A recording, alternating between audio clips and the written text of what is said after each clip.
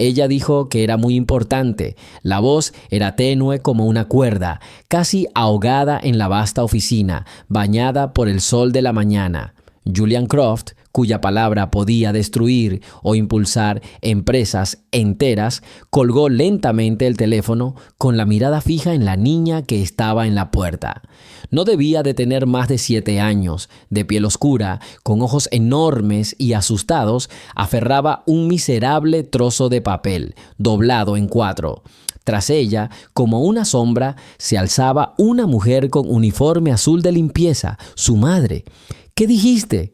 La voz de Julián era tranquila, pero en el silencio resonante de la oficina sonó como el chasquido de un látigo. Julian Croft estaba solo. El silencio que solía brindarle paz y la oportunidad de concentrarse ahora pesaba como una gruesa capa de agua. Estaba sentado ante su enorme escritorio de ébano, con la mirada fija en un pequeño trozo de papel. No te asustes.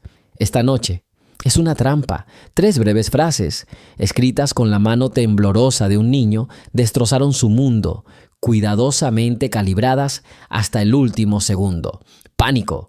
Él, Julian Croft, nunca entraba en pánico. Analizaba, calculaba, actuaba. Pero ahora un escalofrío le recorrió la espalda, como no había sentido desde su juventud, cuando tenía que luchar por cada migaja de pan. El miedo en los ojos de la niña y su madre era genuino, no era una broma. Presionó el botón del selector. «Frank, ven a verme, inmediatamente». 2 minutos después, un hombre alto y corpulento, con el pelo corto y una expresión absolutamente inescrutable, entró en la oficina sin llamar. Frank Miller, su jefe de seguridad, un exmilitar que había servido fielmente a Julian durante los últimos 10 años. Era la sombra de Croft, su escudo. «Señor», la voz de Frank era tranquila y serena. Julian le entregó la nota en silencio. Frank la tomó entre 2 dedos y recorrió las líneas con la mirada. No se le movió ni un músculo del rostro. «La hija de la señora de la limpieza», explicó Julián brevemente. «Una niña de unos 7 años. Su madre, Sarah Washington, trabaja en la empresa de limpieza de nuestro edificio. Estuvieron aquí hace unos 10 minutos». «Son juegos de niños, señor», sugirió Frank, devolviéndole la nota. «No», espetó Julián. «Vi sus caras. Estaban muertos de miedo». La mujer intentó convencerme de que era una tontería, pero le temblaban las manos. «Esto no es un juego». Frank frunció el ceño, mostrando emoción por primera vez. Conocía a su jefe. Si Croft decía que algo andaba mal, valía la pena escucharlo. «¿Qué pides? La historia está ganando impulso. Comparte desde dónde la ves y suscríbete».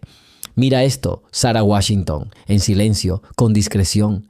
«Necesito saberlo todo sobre ella, dónde vive, con quién se junta, si tiene deudas, enemigos, problemas con la ley, todo lo que puedas encontrar. Y revisa toda la empresa de limpieza. A todos los empleados. No quiero que nadie se entere de nuestro cheque. Sin ruido, ¿entendido?». «Sí, señor». «¿Algo más?». Julian se recostó en su silla, tamborileando con los dedos en el reposabrazos. Su mente ya trabajaba a toda velocidad considerando las opciones. ¿Una trampa? ¿Qué trampa? ¿Y para quién? La respuesta parecía obvia. Esa noche era la gala corporativa, que culminaría con la firma del mayor acuerdo en la historia de su empresa. Un acuerdo que convertiría a Croft Dynamics en el líder indiscutible del mercado. «Esta noche, Frank», dijo lentamente. «Una gala, una firma de contrato. Si alguien quiere tender una trampa, este es el momento y el lugar perfectos». «¿Debería reforzar la seguridad? ¿Revisar la lista de invitados otra vez?». «No», dijo Julian, negando con la cabeza. «Si la amenaza viene de dentro, reforzar la seguridad solo los ahuyentará. Haremos como si nada hubiera pasado. Pero tú y tus hombres deben estar alerta. Necesito vigilancia por todas partes». Frank asintió.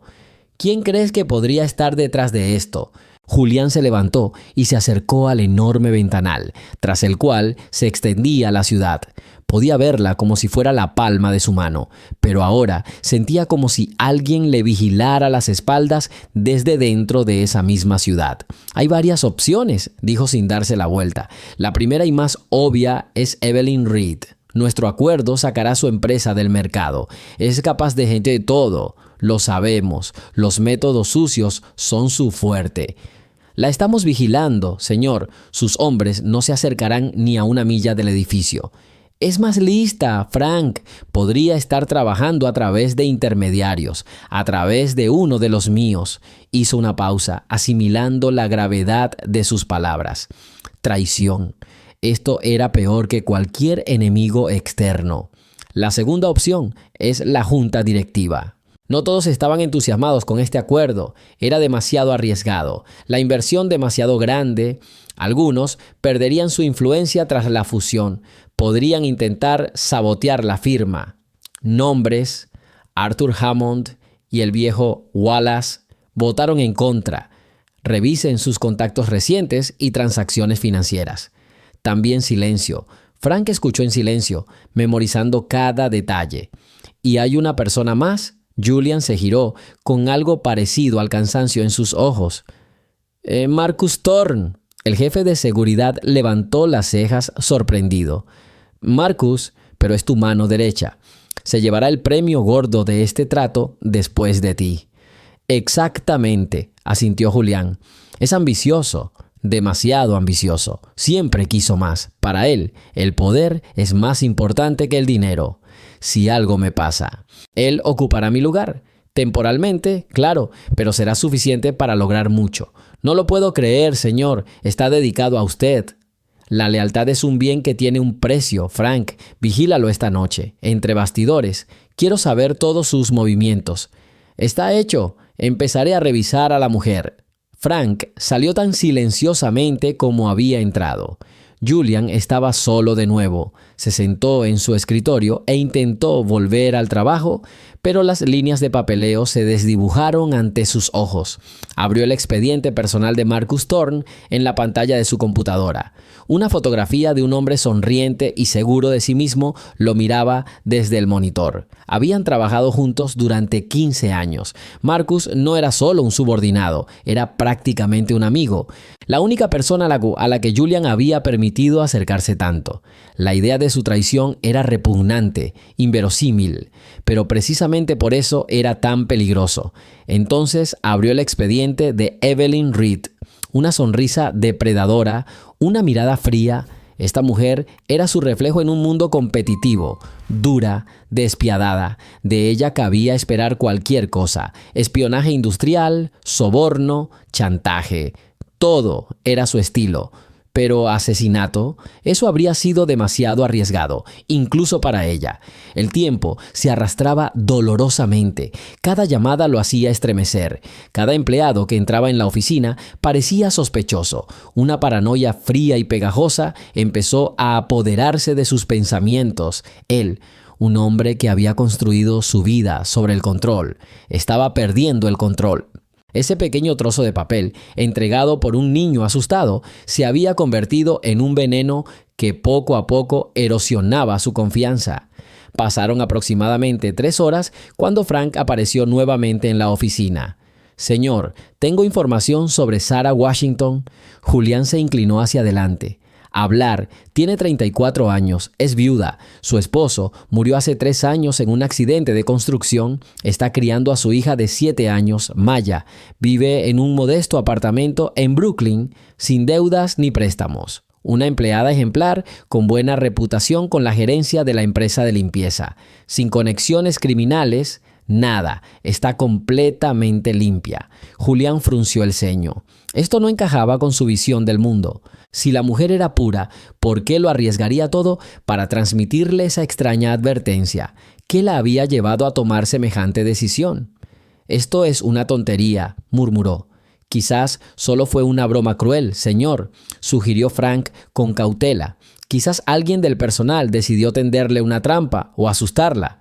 «No», dijo Julián con firmeza. «Creo en lo que veo. No estaba asustada por una broma. Temía por su vida y por la de su hija. Tiene que haber algo más, algo que se nos escapa». Se puso de pie y comenzó a caminar de un lado a otro por la oficina. «Imágenes de las cámaras de seguridad. Quiero ver todas las imágenes de este pasillo de la última hora antes de que entraran. Ya di las órdenes, ya se están preparando». Unos minutos después apareció una imagen en la pantalla gigante de la pared de la oficina. Era el pasillo de la oficina de Julian. Allí estaba Sarah Washington, empujando su carrito lleno de productos de limpieza. Maya caminaba a su lado tomándole la mano. Se veían tranquilas. «Avance rápido», ordenó Julian. La imagen se aceleró. Y aquí estaba el momento perfecto.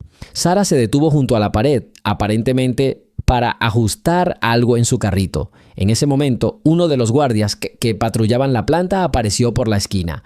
Un tipo normal, de esos que Julian había visto cientos de veces. «Detente, aumenta», ordenó. La imagen se amplió. El guardia le decía algo a Sarah. No se oía ningún sonido, pero todo estaba bastante claro. Su postura era tensa, amenazante. Sarah se encogió, pálida. Respondió rápidamente, asintiendo con miedo. Maya se escondió detrás de ella. La conversación no duró más de 15 segundos. El guardia la miró fijamente por última vez y continuó por el pasillo. Inmediatamente después, Sarah sacó el papel doblado de su bolsillo, se lo puso a su hija en la mano y la condujo a la oficina de Julian. «Ahí está», suspiró Julián. «Ahí está. ¿Quién es este guardia?» Frank ya estaba comprobando los datos en su tableta. «Jacobs, Paul Jacobs, lleva 2 años con nosotros. Su historial es impecable. Es un ex-marín. Nada es perfecto, Frank. Este Jacobs es nuestro punto débil», la amenazó, la silenció. Pero ella encontró la manera de advertirme.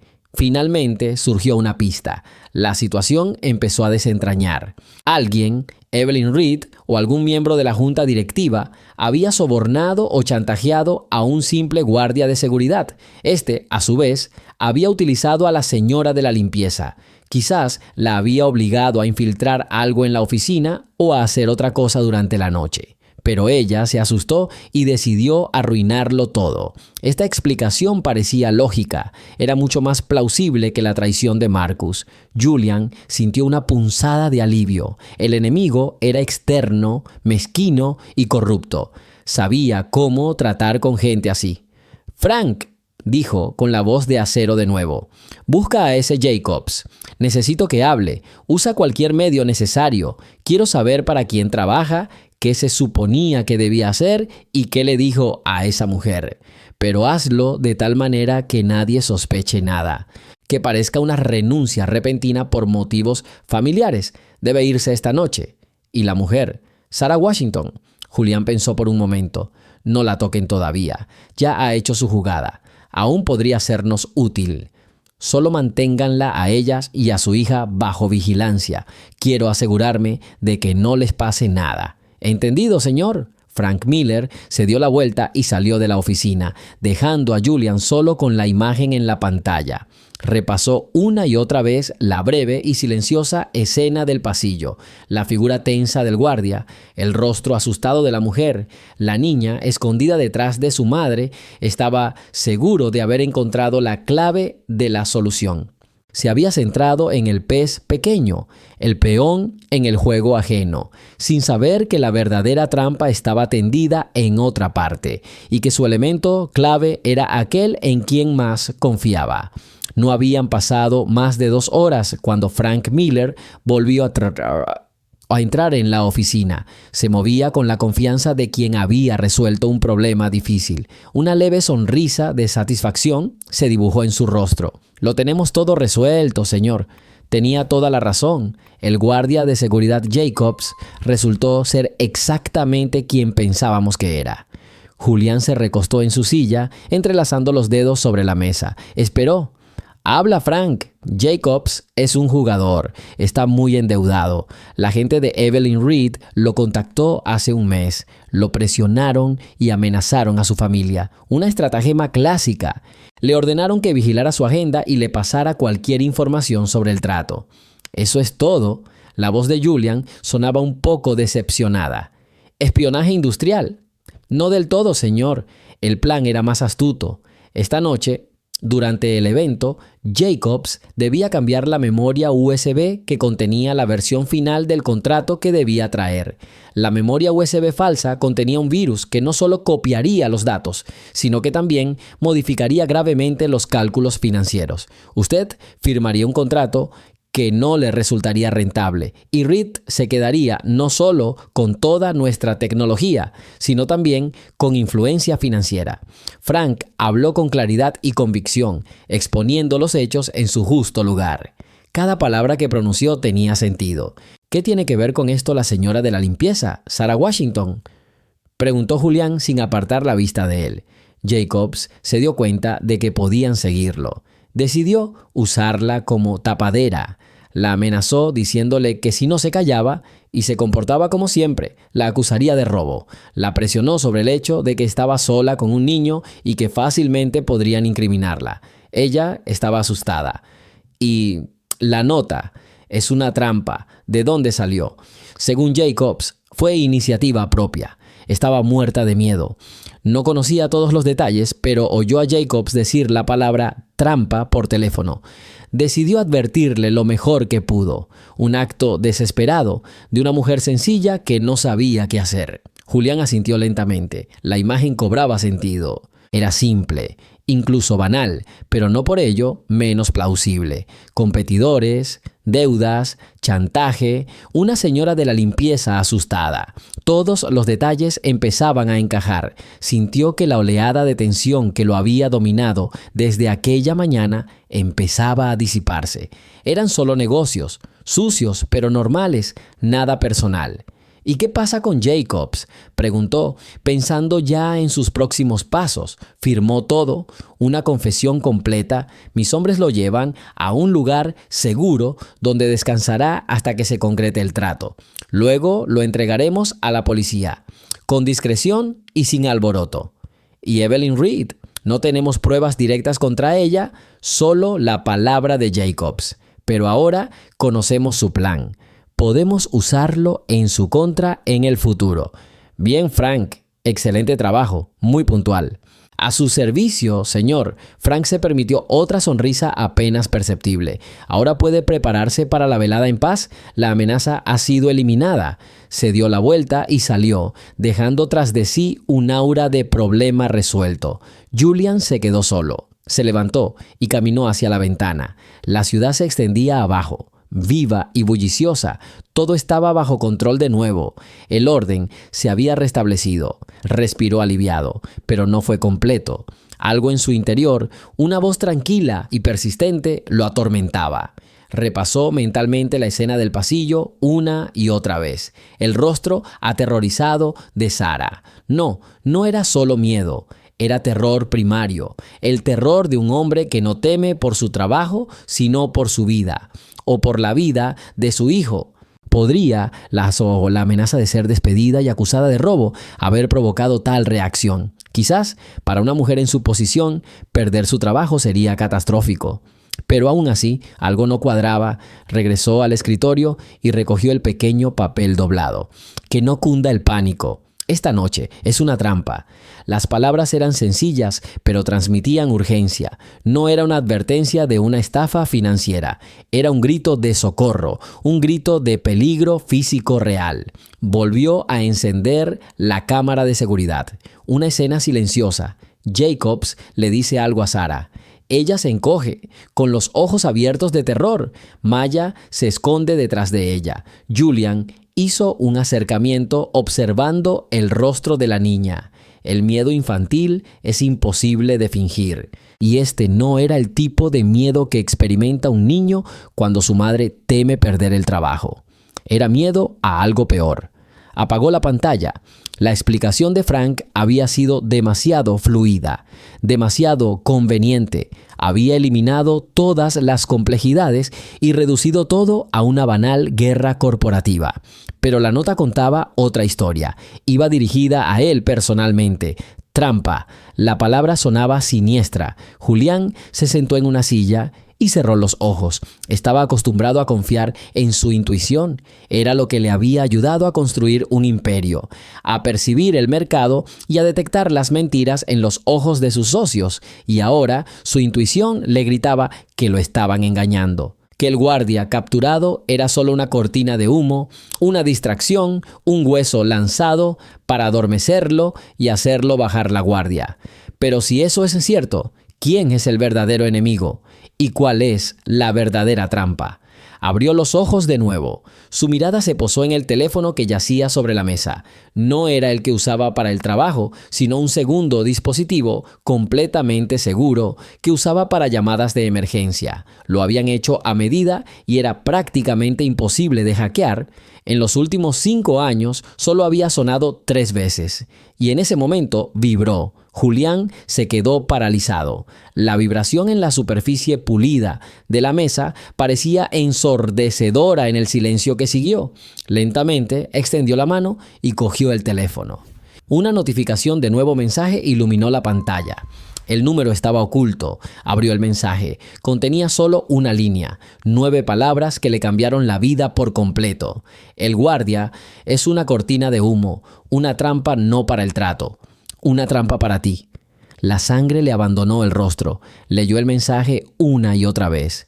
Las palabras no cambiaron. La fría y despiadada verdad lo miraba fijamente desde la pantalla. Todo encajó con una claridad aterradora. Frank, su fiel Frank, su sombra, el hombre en quien confió su vida, le trajo esta hermosa y coherente historia sobre un guardia de seguridad y espionaje industrial. Resolvió el problema con gran rapidez y eficacia. Le dijo, la amenaza está eliminada. Mintió.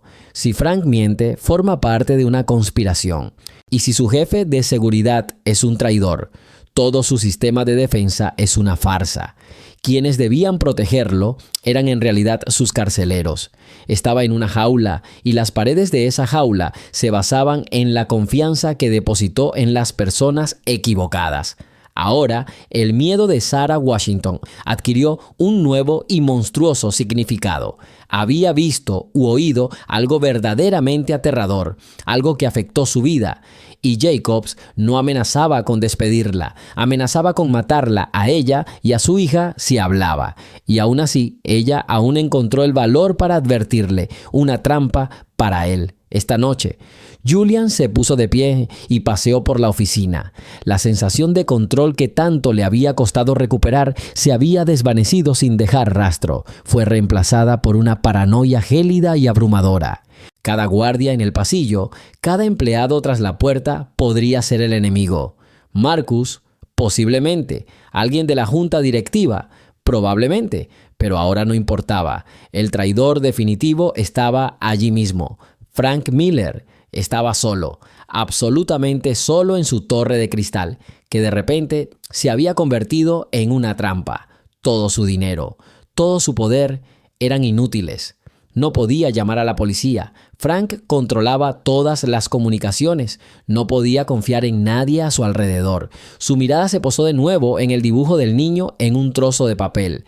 Representaba una casa torcida y un sol. Y una nota escrita a mano por el niño, no te asustes. La ironía era cruel, pero la nota también albergaba su única esperanza, la mujer que había visto solo unos minutos. La señora de la limpieza que estaba muerta de miedo. Era la única persona en todo el pueblo que le había dicho la verdad. Tenía que encontrarla antes de que los hombres de Frank la atraparan.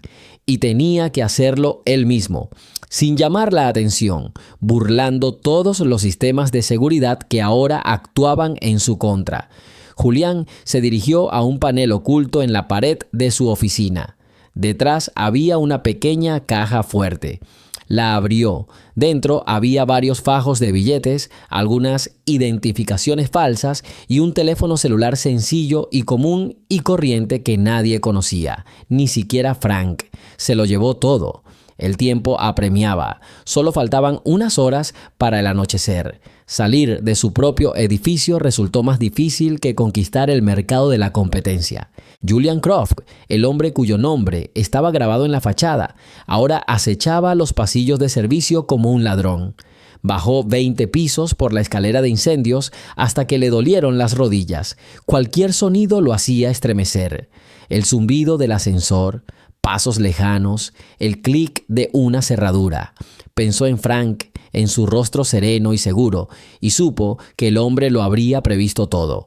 Probablemente todas las salidas ya estaban bajo vigilancia encubierta. Necesitaba una salida que Frank no controlaba.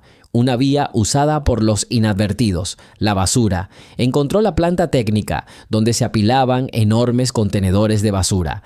El olor era repugnante, pero el miedo superó su asco. Se coló en el lavadero y vio un uniforme de limpieza tirado descuidadamente sobre una silla. Sin pensarlo, se cambió. El mono le quedaba grande y la gorra con el logo de la empresa de limpieza le resbalaba sobre los ojos. Una figura extraña y exhausta lo miraba en el espejo. Media hora después empujaba un carrito lleno de contenedores de basura hacia el montacargas que conducía a la zona de carga del sótano. El corazón le latía con fuerza contra las costillas como un pájaro atrapado. Intentó caminar despacio, encorvado y con la mirada fija en el suelo, igual que las docenas de personas discretas que atendían su imperio a diario. Había un guardia de seguridad en la zona de carga. Julián lo reconoció. Un joven al que había visto cientos de veces, pero cuyo nombre desconocía. Estaba revisando su teléfono distraídamente. «¡Hola tú!», gritó sin levantar la cabeza. «¿Nuevo turno?» «Sí», graznó Julián, intentando cambiar de voz.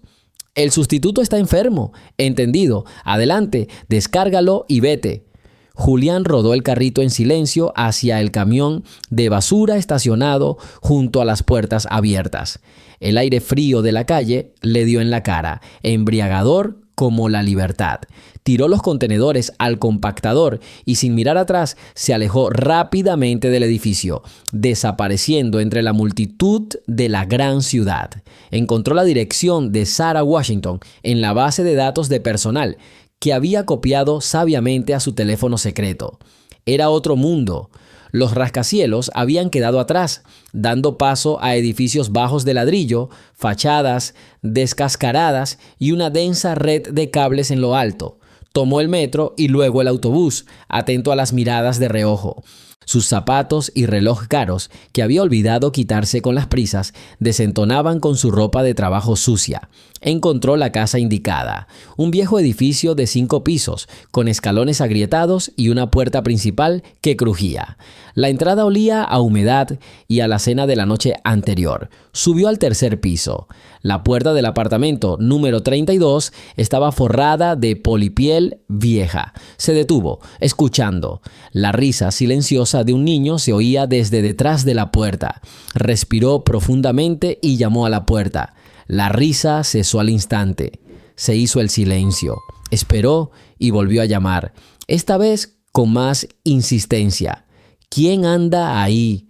Se oyó una voz femenina asustada. Era la voz de Sarah. «Sarah, soy Julian Croft. Necesitamos hablar. Por favor, abre la puerta». El silencio reinó tras la puerta otra vez. Oyó su respiración, sus suaves susurros. «Váyase, por favor», dijo finalmente con la voz temblorosa. «No sé nada. Váyase o llamaré a la policía». «No me ayudarán», dijo Julián, presionando la frente contra la fría puerta. «Ni tú ni yo. Ellos también están metidos en esto. Por favor, Sarah, tu hija intentó salvarme. Ahora tengo que salvarte a ti». La puerta no se abrió. Él comprendió su miedo. Era tan peligroso para ella como quienes la amenazaban. «Sé que te amenazaron», continuó en voz más baja. «Sé que oíste algo que no debías y sé que me están tendiendo una trampa. Vine solo. No tengo vigilancia. Mira por la mirilla. ¿Ves a alguien más?» Pasó un minuto que pareció una eternidad. Entonces el cerrojo hizo clic. La puerta se abrió justo por el ancho de la cadena. A través de la rendija vio sus ojos, grandes, oscuros, llenos de terror. «¿Qué necesitas?», susurró. «Ayuda», respondió con sinceridad. «Y quiero ayudarte. Déjame entrar. Cada minuto cuenta». Ella lo miró unos segundos más. Luego cerró lentamente la puerta, quitó la cadena y la abrió nuevamente. El apartamento era diminuto y muy limpio. Los muebles eran viejos, pero estaban bien cuidados. Había una pila de libros infantiles sobre la mesa de centro y fotografías de una niña sonriente colgaban de la pared. Maya estaba de pie detrás de su madre, agarrándose la falda con fuerza y mirando a Julián con ojos asustados. «Mamá, es ese tío», susurró. «Silencio, querida». Sara acarició la cabeza de su hija sin apartar la vista de Julián. «Siéntate». Se sentó en el borde del viejo sofá. «Gracias», dijo. «Gracias por dejarme entrar». «No debí haberlo hecho», respondió Sara, sentándose en la silla de enfrente. Atrajo a Maya hacia sí. «Nos dijeron que guardáramos silencio. Dijeron que si le decía una palabra a alguien». Ella no terminó, pero él lo entendió todo. Miró a Maya, que escondía la cara en el regazo de su madre. «¿Quién te amenazó?», preguntó suavemente. «No sé su nombre», dijo Sara negando con la cabeza. «Es alto y lleva un traje caro. Trabaja para ti. Lo he visto en tu oficina varias veces. Se me acercó anoche cuando estaba terminando de limpiar. Dijo que sabía dónde vivimos». «¿Sabía a qué escuela va Maya?». Julián apretó los puños. «Marcus». Definitivamente era Marcus Thorne. «¿Qué oíste exactamente, Sara?». «Necesito saberlo todo. Cada palabra». Cerró los ojos, como si reviviera ese momento. Estaba limpiando la sala de conferencias del piso 65. Pensé que no había nadie. La puerta estaba entreabierta y oí voces. La misma persona y otra hablaban en voz baja. No quería escuchar a escondidas, la verdad. Quería irme, pero dijeron tu nombre. Hizo una pausa para recuperar el aliento. Uno dijo, «Está todo listo. Nadie sospechará nada en la fiesta. Lo achacarán a su mal corazón». Y el otro, el que me amenazó, respondió, «Lo principal es que parezca un accidente. Las acciones se desplomarán mañana y lo compraremos todo por muy poco. Para finales de semana no quedará ni rastro del imperio de Croft». Julián escuchó y un escalofrío le recorrió las venas. Esto era peor de lo que pensaba. No solo querían matarlo, querían destruir la obra de su vida. Y luego la empujó con el codo. Y entonces el otro dijo algo sobre una copa de champán especial después de la firma. Y se rió. En ese momento dejé caer la fregona. Se quedaron en silencio. Salió al pasillo y me vio. Sus ojos. Nunca olvidaré sus ojos. No dijo nada entonces, solo me miró y se fue.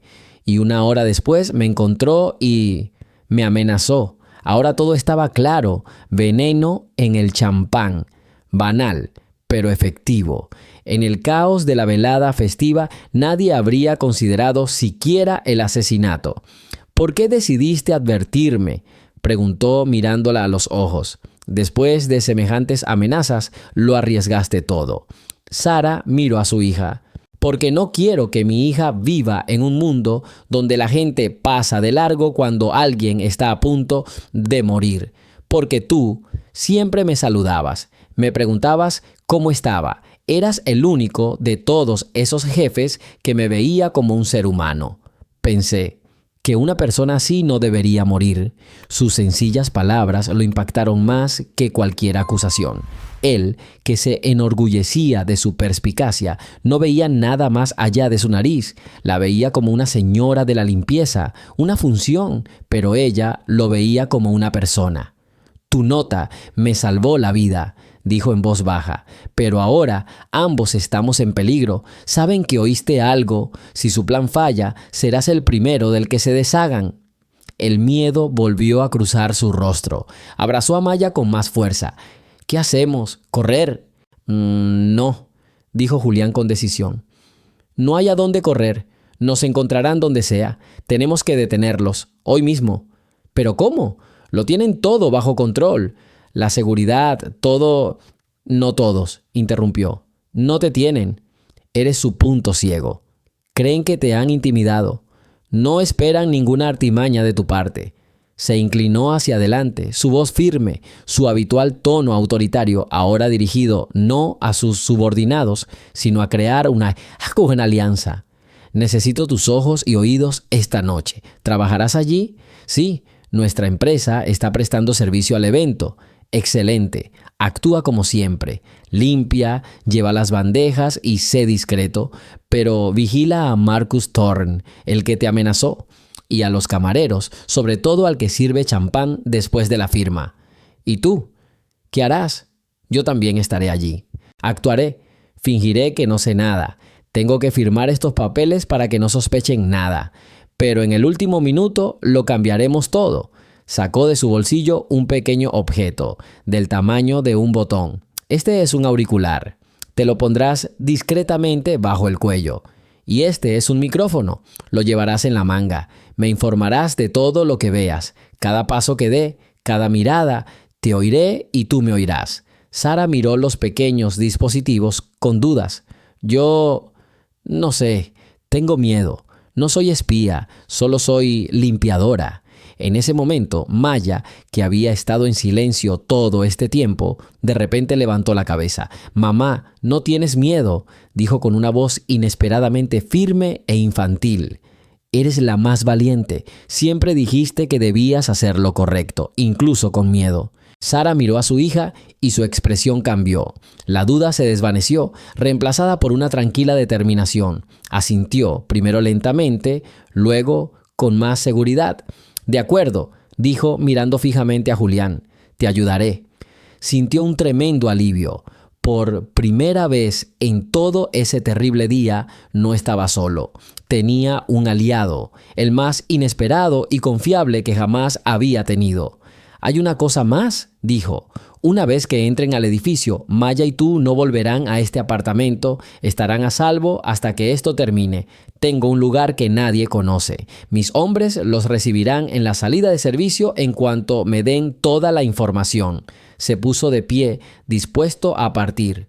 Sara dijo deteniéndose en la puerta. «No sé cómo agradecértelo. Simplemente sobrevive», respondió simplemente. «Y asegúrate de que este hombre no vuelva a amenazar a nadie». Él asintió. «Lo haré».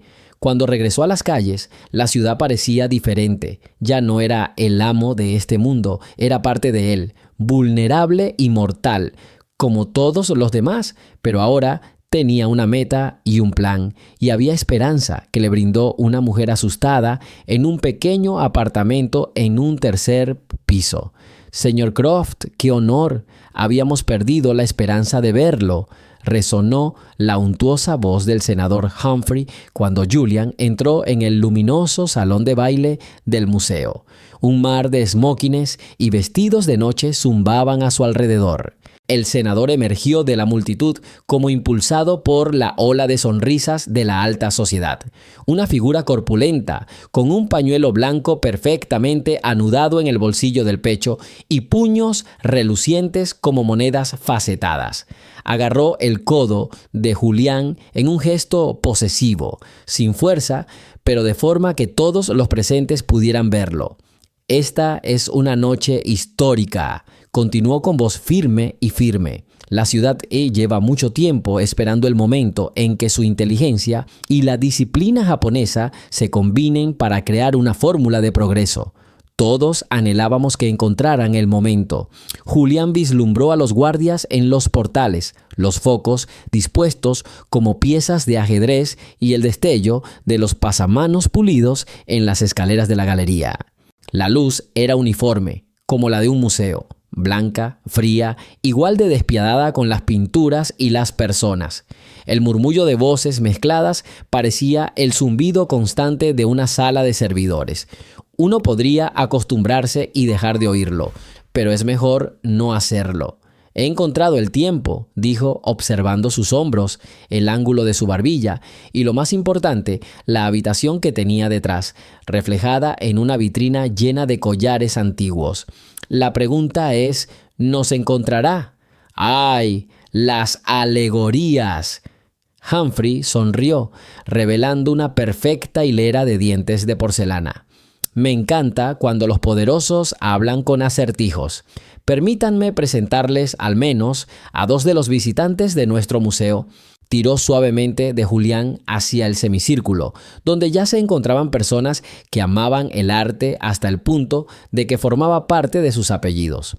Una de las damas, alta, vestida de satén verde, arqueó las cejas como una cortina y murmuró: Por fin, su acompañante asintió casi imperceptiblemente, como si notara la llegada de una pieza imprescindible de la maquinaria de la noche. «Señor Croft», dijo Humphrey, «señora Lawrence, señor Campbell, han apoyado la idea de un ala educativa para su futura fundación desde el principio de la campaña. Les he contado mucho sobre su pasión por la educación». «¿Cuál?», pensó Julián secamente, pero extendió la mano sin dudarlo. «Encantado de conocerte», dijo. «Una ciudad crece cuando tiene memoria. Y cuando tiene a gente así», continuó el senador.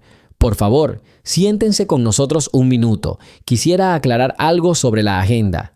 Se sentó solo en el borde de una silla, junto a una mesa baja, con el cuerpo ligeramente inclinado hacia la salida. Transformar su postura relajada en movimiento le tomó 2 segundos. Su mirada seguía trabajando por encima de la cortesía informal. Los camareros estaban de 2 en 2 contra las paredes con las bandejas vacías, lo que significaba que las bebidas se servirían más tarde, estrictamente a la hora indicada. Una tela oscura cubría el escenario, ocultando cables y altavoces externos. Bajo ánforas sobre pedestales se veían los diminutos puntos negros de las cámaras, ya fueran de museo o alquiladas para la noche. Las escaleras que conducían al balcón estaban cubiertas con cinta de terciopelo y 2 puestos tenían letreros «Cerrado al público». En el balcón se alzaba la silueta de un hombre inmóvil con los brazos a los costados, sin cruzar. ¿Seguridad o camarógrafo? Si era camarógrafo, ¿dónde estaba el trípode? Fuera de la vista, así que seguridad. Bien. Julian. El senador se inclinó ligeramente hacia él con un tono personal. El señorito ya está aquí. Un caballero excelente. Intercambiamos algunas palabras. Compostura, sentido de la proporción, puramente oriental. ¿Sabe? Me confesó que le impresionó su compostura. Poca gente entra en la sala tan tranquila en un día como este. Tranquilo, pensó Julián. Sus hombros estaban firmes, su respiración regular. Había construido esta fachada esa mañana, como diques temporales contra inundaciones en un terraplén. En su interior trabajaba, descifrando dónde y cómo colapsar el espacio a su alrededor. ¿Qué trayectorias tomar? ¿Qué decir si tenía que hablar directamente? Me alegra oírlo, respondió con serenidad. Espero que podamos sorprenderlo aún más. Siempre sorprendes, le guiñó un ojo Humphrey. Le encantaba la palabra, porque prometía espectáculo. Y ahora, para que conste, después de las palabras de apertura, un brindis. Pedí que le sirvieran las copas aparte desde el último escalón. Será más efectivo ante la cámara. Por cierto, ¿dónde está tu equipo? Creo que vi a Frank. El nombre cortó el aire como una regla fina. En algún lugar cercano, dijo Julián, sin cambiar de voz. Sabe cómo estar ahí cuando lo necesitas. Es maravilloso, sonrió el senador como si hubiera oído un chiste. Me concede 5 minutos para la prensa después de la firma. Un par de preguntas sobre la importancia del acuerdo para la ciudad, sobre el empleo. Como siempre, asintió Julián, de 5 a 10. El senador dio un golpecito en el reposabrazos con satisfacción, señalando el final de la mini escena. La señora Lawrence y el señor Campbell se dedicaron cumplidos refinados, como si devolvieran medallas en relieve a su estuche y desaparecieron. Humphrey, prometiendo llevarlo de vuelta al escenario a tiempo, se marchó para captar la siguiente ola de atención. Julián estuvo solo un momento, lo suficiente para respirar, para recomponer sus entrañas. Se levantó como si una voz familiar lo hubiera llamado y echó a andar con paso lento y social. Medio paso, una pausa, una mirada, un apretón de manos, 2 breves intercambios y luego siguió adelante. Cualquier trayectoria en tales pasillos es una ruta invisible entre las rocas donde hay bajíos de chistes, pozos de preguntas y estrechos canales que solo se pueden navegar con seguridad en el ángulo correcto.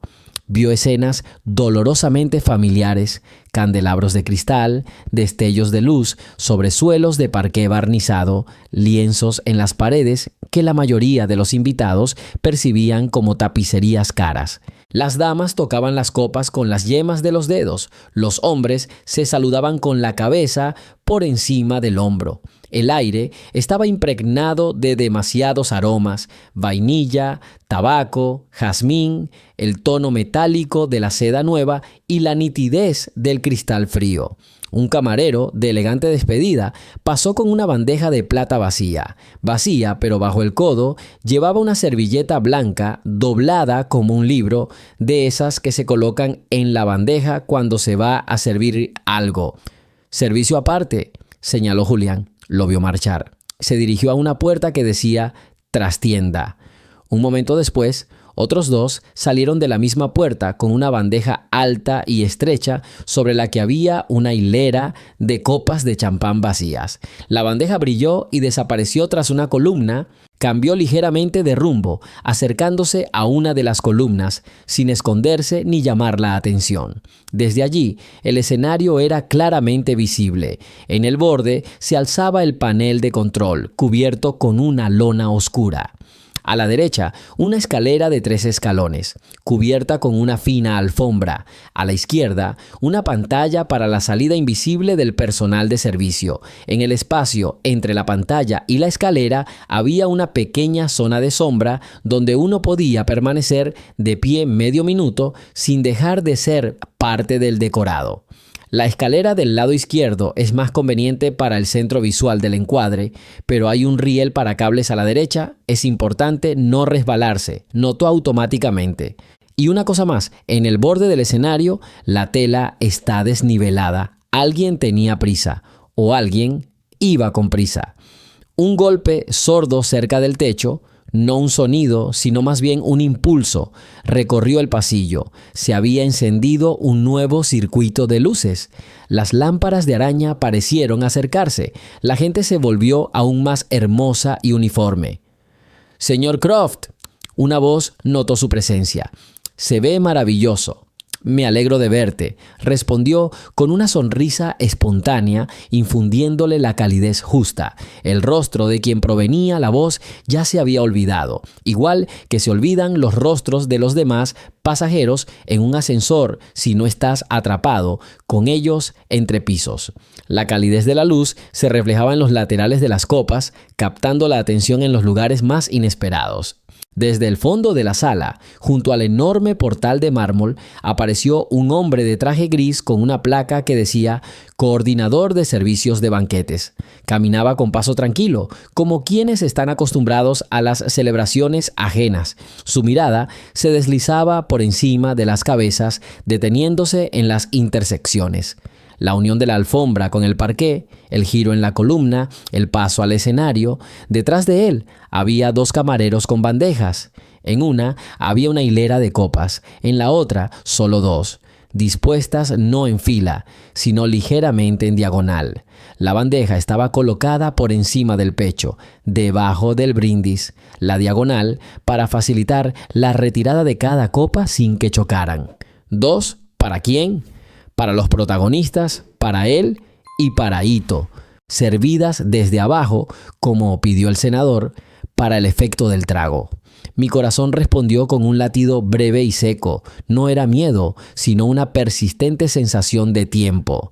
La piedra empezó a rodar por el sendero de la montaña, todavía pequeña, todavía manejable, pero ya rodaba. Se giró ligeramente para no interrumpir el paso de los camareros y ver 3 puntos a la vez: las escaleras, la pantalla y el borde derecho del escenario. Entre la multitud se extendían manos hacia él. Algunos querían dirigirle unas palabras, otros querían compartir su alegría, otros querían hacer una pregunta rápida. Les concedió a todos exactamente 3 segundos y luego siguió adelante, dejando tras de sí una estela cortés, como un destructor que deja una suave estela en el agua. La silueta en el balcón dio paso a otra. Esta se llevaba la mano a la oreja, unos auriculares. Había negociaciones en marcha, buenas o malas. Abajo, junto al segundo portal, un perfil familiar pasó rápidamente. Nariz afilada, rostro inexpresivo, paso firme. Frank giró ligeramente la cabeza y desapareció tras un grupo de hombres que discutían sobre añadas de champán, un destello nítido de cámara en el rabillo del ojo, una foto de prensa para el noticiario.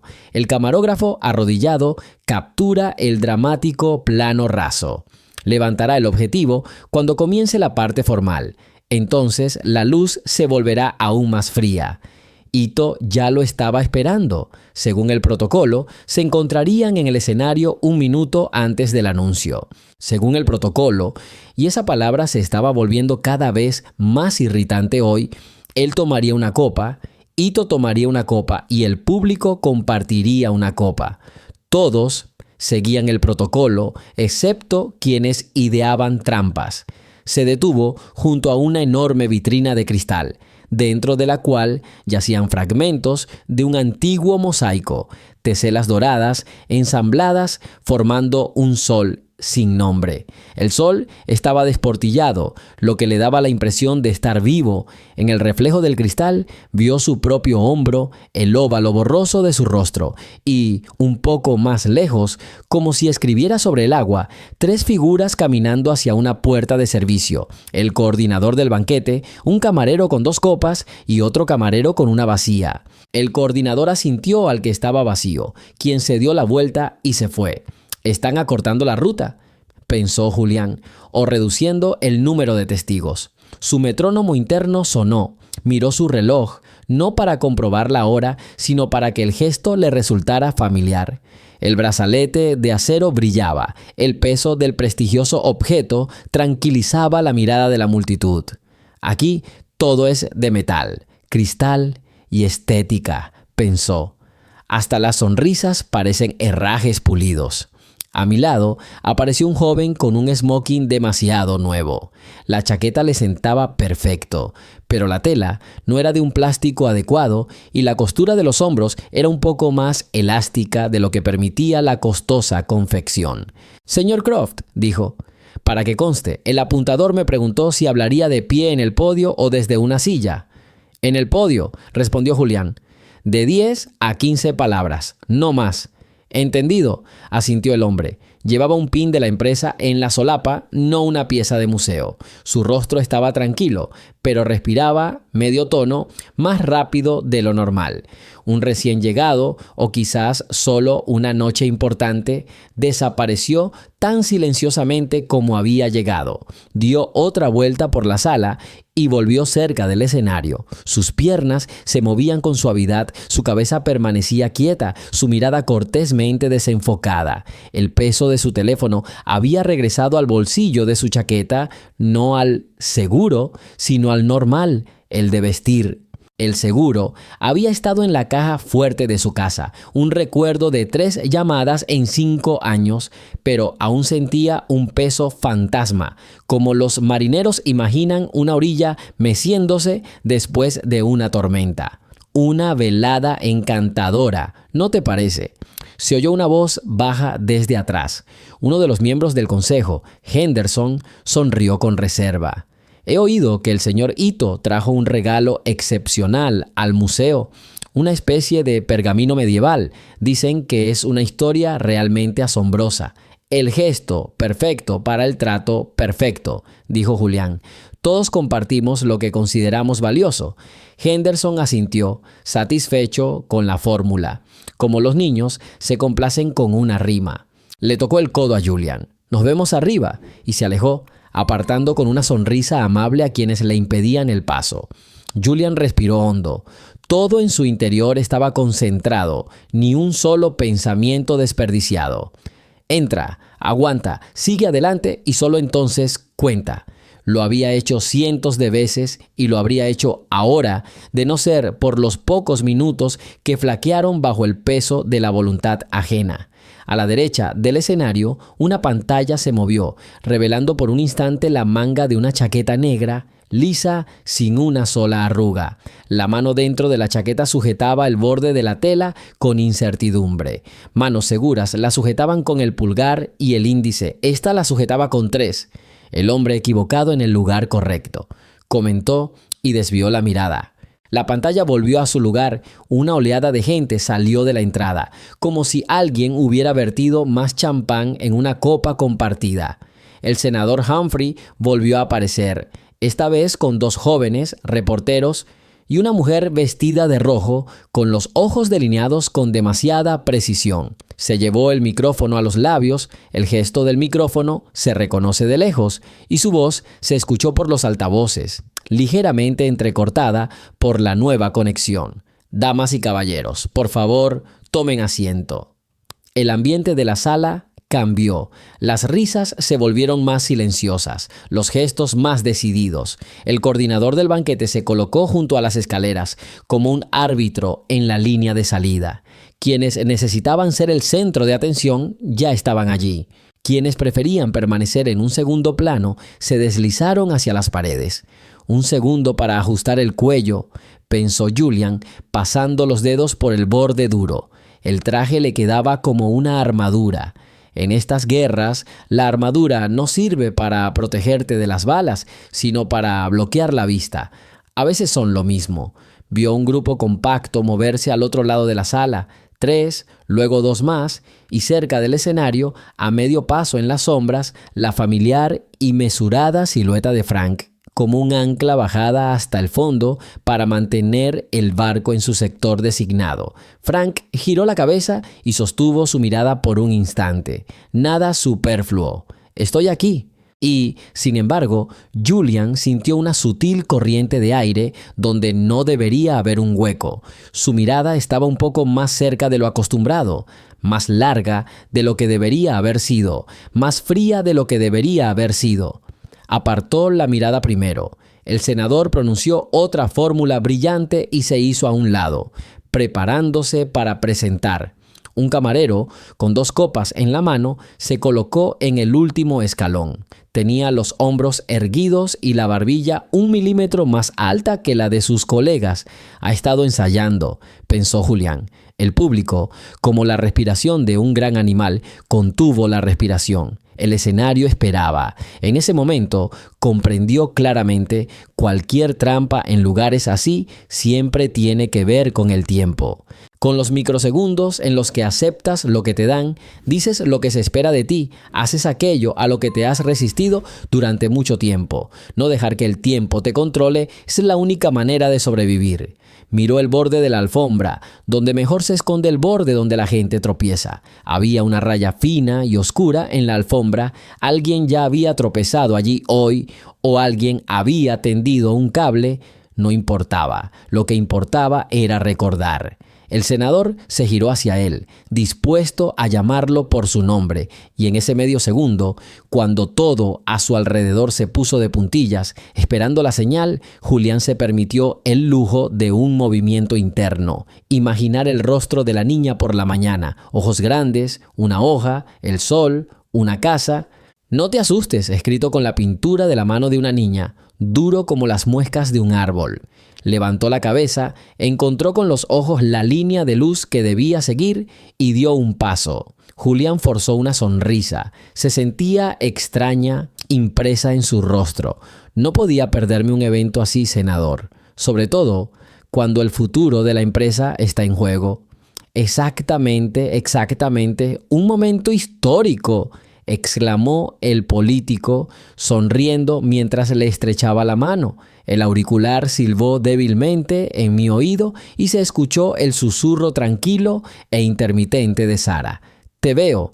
¿Estás en la entrada?» «Yo estoy en la barra, cerca de la columna». Julián asintió levemente, fingiendo estar de acuerdo con las palabras del senador. Echó un vistazo a la sala. Todo seguía igual: brillos, sonrisas falsas, el suave tintineo de las copas. Pero hoy, bajo el dorado, sintió el gélido aliento de la muerte. Todos los invitados podrían haber sido espectadores de su última actuación.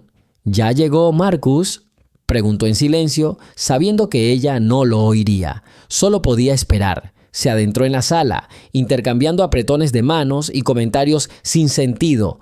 Era un actor en el escenario y su vida dependía de la calidad de su actuación. Llegó. Está al fondo de la sala, hablando con el señor Ito, nuestro compañero japonés. le llegó la voz de Sara. Había tensión en su voz. Está sonriendo. Dios mío, ¿cómo puede sonreír así? Julián tomó un vaso de agua de la bandeja de un camarero que pasaba. Le temblaban ligeramente las manos. Se obligó a calmarse. El pánico era un lujo que no podía permitirse. Parece completamente tranquilo, continuó susurrando Sara. Como si fuera una noche cualquiera. Está mirando en tu dirección. No te des la vuelta. Julián tomó un sorbo de agua, girando lentamente la cabeza hacia el otro lado, hacia el enorme ventanal que daba a la ciudad de noche. Lo vio reflejado. Marcus Thorne, su mano derecha, su hombre de mayor confianza, estaba de pie junto al japonés canoso, riendo y gesticulando, la imagen perfecta del éxito y la lealtad. Un traidor. Lo veo, susurró Julián tan bajo que sus labios apenas se movieron.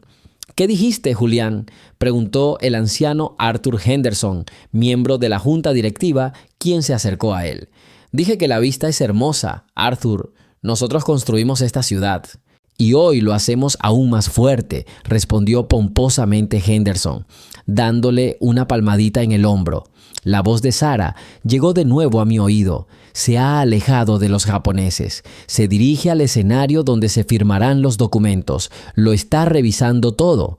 Con él está Frank Miller, su jefe de seguridad. A Julian se le encogió el corazón.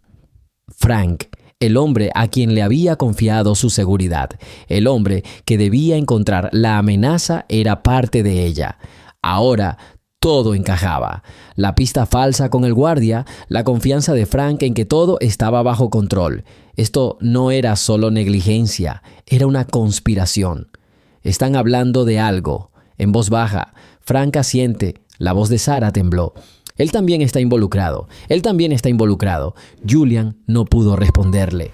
Simplemente se quedó mirando a Marcus y Frank, de pie cerca del escenario, los dos pilares de su imperio. Dos Judas. Sintió una oleada de ira fría que lo invadía, desplazando su miedo. No solo intentaban eliminarlo, intentaban humillarlo, destruirlo a manos de aquellos en quienes más confiaba. Marcus se fue. Frank se quedó junto al escenario fingiendo que revisaba la seguridad, informó Sara. Marcus se dirige a las trastiendas, donde están la cocina y el personal. ¿Lo sigo? No, susurró Julián volviéndose hacia el puesto de refrescos. Quédate en el pasillo. No pierdas de vista a Frank. Tenía que comprender todo el plan. Matar delante de cientos de personas era demasiado atrevido, demasiado arriesgado. Tenía que haber algo más, algo que no había visto. El tiempo transcurría dolorosamente lento. Julián seguía desempeñando su papel. Discutió los términos del trato, escuchó las felicitaciones, sonrió a las cámaras. Cada minuto era una tortura. Se sentía como un blanco en un campo de tiro, esperando ser disparado. Ha vuelto. La voz de Sara resonó de repente en su oído. Marcus ha vuelto al pasillo. Viene del bar. No lleva nada en la mano. Julián lo miró. Marcus parecía realmente despreocupado. Se acercó al grupo de inversores. Más bromas, más risas. ¿Qué hacía junto a la cocina? El presentador está en el escenario, anunció Sara. Creo que está a punto de empezar. Y efectivamente, una voz amplificada por un micrófono resonó por la sala, llamando a los invitados a sus asientos. La parte oficial había comenzado, la firma del contrato. Julián y sus compañeros japoneses fueron invitados al escenario. Se sentó en una mesa larga cubierta de terciopelo oscuro. Frente a él se sentaron el señor Ito y sus asistentes. Un poco más atrás, Marcus Thorne ocupó su lugar. Iba a pronunciar el discurso inaugural. Marcus se acercó al podio. La sala quedó en silencio. Amigos, colegas, socios, comenzó con la voz llena de entusiasmo. Hoy no solo firmamos papeles, estamos haciendo historia. Julián no escuchaba. Miraba a su alrededor, intentando localizar a Sara entre la multitud. Vio camareros alineados contra la pared con bandejas de copas de champán. Una de ellas sería la última. Y todo esto habría sido imposible sin el genio, sin la visión de un hombre al que con orgullo llamo no solo mi mentor, sino mi amigo, Julian Croft. La sala estalló en aplausos. Julian se obligó a levantarse e hizo una reverencia. Captó la mirada de Marcus. Había triunfo en sus ojos, el triunfo de un depredador que ha acorralado a su presa. Y ahora, continuó Marcus, antes de que se firmen las firmas, propongo que levantemos nuestras copas por esta unión. Fue una señal.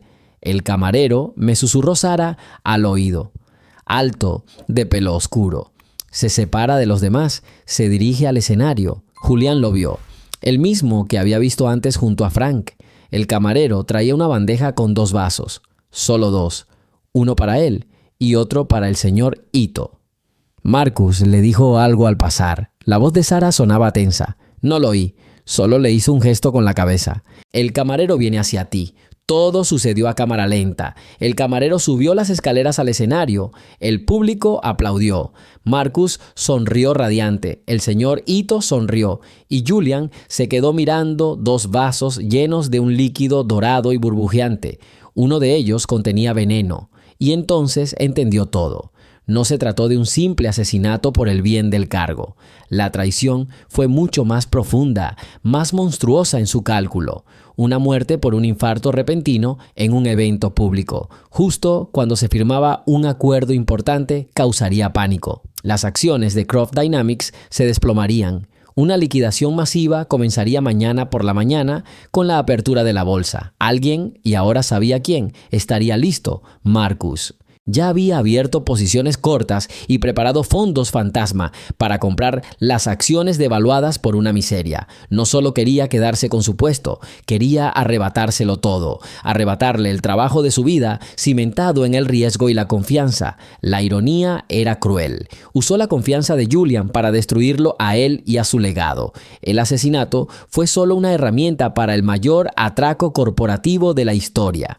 «Está a tu lado», susurró la voz de Sara llena de horror. El camarero colocó la bandeja en la mesa, un vaso frente a Julián y el otro frente al señor Ito. «Por nuestro futuro», proclamó Marcus alzando su copa entre las muchas que subieron al escenario para los invitados. El señor Ito tomó su vaso. Todas las miradas estaban puestas en Julián. Tenía que tomar el suyo y beber. Extendió lentamente la mano hacia el vaso. Sus dedos tocaron el tallo frío. El mundo se redujo a este pequeño recipiente de cristal lleno de muerte.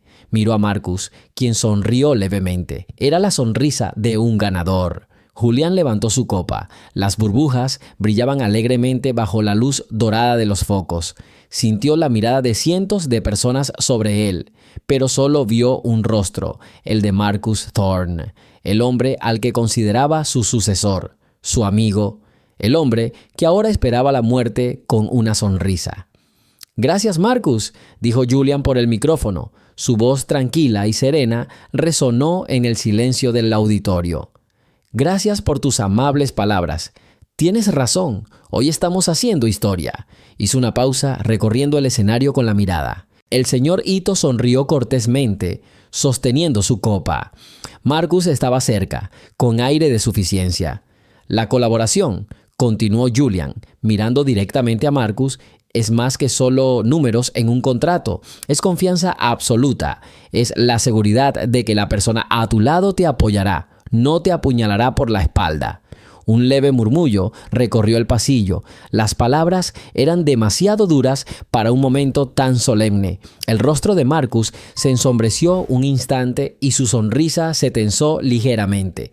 Y como muestra de esta absoluta confianza, Julian dio un paso al frente, colocándose entre el señor Ito y Marcus. «Me gustaría ofrecer una vieja tradición, un gesto simbólico que significa más que cualquier firma en papel». Se giró hacia Marcus. En su mano tenía un vaso de veneno. En la otra, con cuidado, con 2 dedos, tomó el vaso destinado al señor Ito. Ahora sostenía ambos. «Marcus, amigo mío», dijo Julian con voz acerada, «brindemos por nuestro futuro compartido, pero no cualquier brindis. Intercambiemos copas, como símbolo de que lo compartimos todo, los triunfos y los riesgos. Lo que hay en mi copa está en la tuya». El silencio en el salón se volvió ensordecedor. Todo sonido parecía haberse extinguido. Cientos de invitados se quedaron paralizados, intentando comprender lo que estaba sucediendo. Fue un arrebato extraño e inapropiado. El señorito miró confundido a Julian y a Marcus. Julian le entregó a Marcus un vaso, justo el que le habían destinado, envenenado. «¿Qué haces, Julian?», preguntó Marcus en voz baja, casi siseando. La sonrisa se le borró del rostro, dejando una máscara de desconcierto y miedo apenas disimulado. «No es momento para bromas». «¿Qué chistes, Marcus?». Julian no bajó las manos. «Lo digo en serio. Esto es la máxima confianza. ¿No confías en mí? Toma esto. Brindemos por nuestro éxito. De mi copa». El rostro de Marcus empezó a palidecer. Gotas de sudor le perlaron la frente. Miró el vaso que le ofrecían como si fuera una serpiente. No podía aceptarlo, pero tampoco podía rechazarlo. Rechazarlo delante de toda la élite empresarial, delante de sus socios japoneses, equivaldría a confesar. ¿De qué? Nadie lo sabía, pero la mancha en su reputación permanecería para siempre. «Julian, deja ya este circo». La voz de Marcus tembló. «Tenemos visitas». Precisamente porque tenemos invitados, quiero mostrarles en qué se basa Croft Dynamics. En la lealtad, en la honestidad, en la disposición a compartir el destino de un socio. Julian dio otro paso casi a la altura de Marcus. «Pues tómalo. ¿O hay algo en este vaso que temes?». El tiempo se alargó. La mirada de Marcus recorrió la sala en busca de apoyo. Miró a Frank Miller, de pie al borde del escenario. El jefe de seguridad estaba tenso como una cuerda, con la mano apoyada en su chaqueta, donde solía colgar la pistolera. «Yo no entiendo qué estás tramando», balbució Marcus. «No tengo nada en mente», respondió Julián con calma. «Simplemente brindo por ti, por tu futuro, ese que has planeado con tanto cuidado, y acéptalo». Marcus miró fijamente el vaso, con los ojos llenos de un terror primitivo. Sabía lo que contenía, sabía lo que ocurriría a los pocos minutos de beber un sorbo: convulsiones, paro cardíaco, muerte atribuida al estrés y la mala salud. Un escenario que había escrito para otra persona. «No participaré en esta farsa», gritó de repente Marcus, con la voz entrecortada en un tono histérico.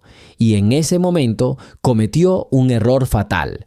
Con un movimiento desesperado, apartó la mano de Julián. El vaso de veneno voló por los aires, describió un arco y se hizo añicos en el suelo del escenario con un tintineo cristalino, esparciendo gotas doradas. El segundo vaso cayó de la mano de Julián y sufrió la misma suerte. El sonido del cristal roto actuó como un pistoletazo de salida. «Está loco», gritó Marcus, señalando a Julián con el dedo. «Se ha vuelto loco. Seguridad». Frank Miller se dio cuenta de que la partida estaba perdida. El plan había fracasado. Ahora solo quedaba una salida: el caos y la huida. «¡Quédate ahí!», gritó Frank, y al segundo siguiente una pistola apareció en su mano.